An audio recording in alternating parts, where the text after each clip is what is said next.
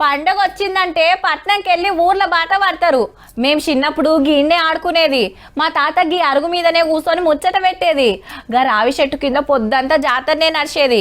వెనకటి శుద్ధులన్నీ యాడ్ చేసుకునేది. అప్పుడు ఊరే ఆదెరువు, పల్లెనే ప్రపంచం. కానీ చిన్నగా చిన్నగా పరిస్థితి మారింది. ఒకప్పుడు నిండుగున్న పల్లెలు ఇప్పుడు ఎట్లయితున్నాయి అంటే ఊర్లు కాలైతున్నాయి, టౌన్లు నిండుతున్నాయి, పల్లెలు పలసగైతున్నాయి, జిల్లాలు ఫుల్ అవుతున్నాయి. రాష్ట్రంలో ఇప్పుడు ఊర్లలో 66 లక్షల కుటుంబాలు ఉంటే టౌన్లలో 45 లక్షల కుటుంబాలు బతుకుతున్నాయట. 138 మంది పల్లె నిడిచి బతుకొస్తున్నారంటే చూడుర్రి.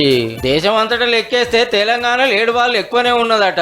హైదరాబాద్, రంగారెడ్డి, మేడ్చల్ జిల్లాలకు బగ్గొస్తుంటే అటెనక నల్గొండ, ఖమ్మం, నిజామాబాద్, సంగారెడ్డిలో బతికేటోళ్లు పెరుగుతున్నారట.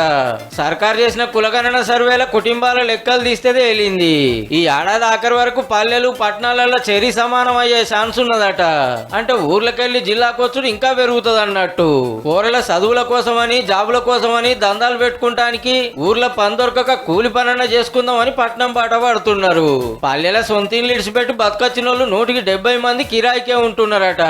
ఆడ పనులు నడవక జిల్లాలకు వచ్చుడు మంచిగానే ఉన్నది కానీ పరిస్థితి ఇట్లనే ఉంటే పల్లెలు ఇంకింత చిన్నవయ్యే కథ కావచ్చు.